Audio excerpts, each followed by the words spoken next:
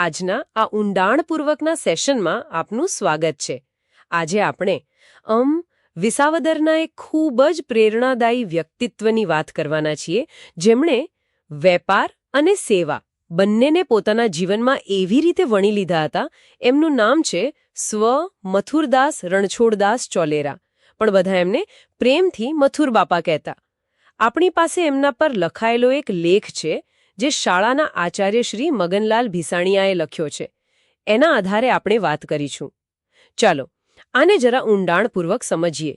આપણો મુખ્ય હેતુ એ જાણવાનો છે કે એક સફળ વેપારી, જેમનો મજા મારકા ઘીનો વેપાર કેટલો બધો ફેલાયેલો હતો દેશ વિદેશમાં, એ વ્યક્તિ કેવી રીતે માત્ર નફો કમાવા કરતાં કંઈક વધુ મોટું કામ કરી શક્યા, એક મોટા સેવાભાવી કેવી રીતે બન્યા.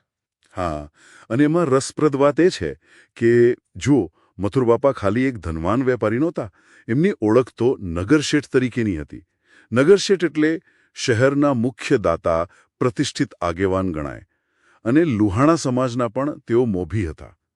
એમની મજા મારકા ઘીની બ્રાન્ડ એ તો જાણીતી હતી જ, પણ આ લેખ સ્પષ્ટ કહે છે કે એમનું સાચું મહત્વ, એમનું મૂલ્ય એમના વેપાર કરતાં ક્યાંય વધારે હતું. બરાબર કહ્યું. અને લેખમાં એક બહુ સરસ વાક્ય છે કે સેવા કરવા માટે પહેલા સેવક બનવું પડે છે. મને લાગે છે કે મથુર બાપાએ આ વાતને ખરા અર્થમાં જીવનમાં ઉતારી હતી. એમના કામો જે બતાવે છે. ચોક્કસ, એ સેવક ભાવ એમના કાર્યોમાં સ્પષ્ટ દેખાય છે. તમે જુઓ, અંધશાળા ખોલવી, ધર્મશાળા બનાવી અને ગૌશાળાની સ્થાપના કરવી, એ સમયમાં આ બધું કરવું એ કંઈ નાનીસૂની વાત નહોતી, ખબર છે? સાચી વાત છે. અને આ તો મોટી સંસ્થાઓની વાત થઈ.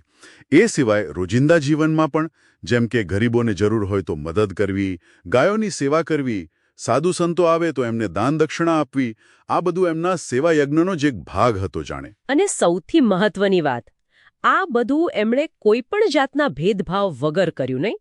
લેખમાં એ વાત પર ખાસ ભાર મુકાયો છે. બિલકુલ. એમની સેવામાં કોઈ નાત-જાત ધર્મનો ભેદ નહીં. આજ તો એમની ઉદારતાને સાચી માનવતા બતાવે છે. એમનું જીવનસૂત્ર જ હતું, કર્મ એ જ ધર્મ.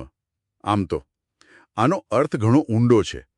એ કદાચ એમ માનતા હતા કે પોતાનો વેપાર પૂરી નિષ્ઠાથી કરવો, અને એમાંથી જે મળે, જે સંપત્તિ મળે, એનો ઉપયોગ સમાજની સેવામાં કરવો, એ જ સાચો ધર્મ છે.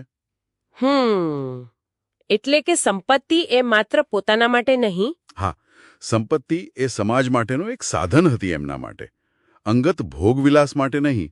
તો આ બધી વાત પરથી એક મોટો વિચાર એ આવે છે કે મથુર બાપા માટે વેપાર અને સેવા એ બે અલગ ખાના નહોતા.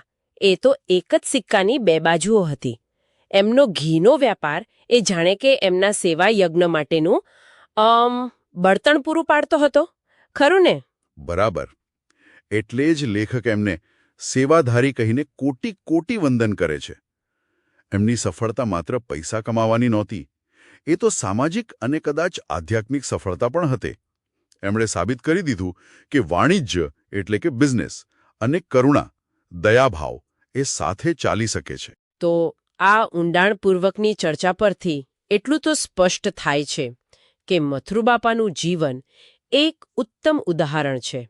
એ બતાવે છે કે વ્યવસાયમાં સફળ થવું અને સમાજ પ્રત્યે નિષ્ઠા રાખવી એ બંને વસ્તુઓ એકબીજાની પૂરક બની શકે છે, વિરોધી નહીં.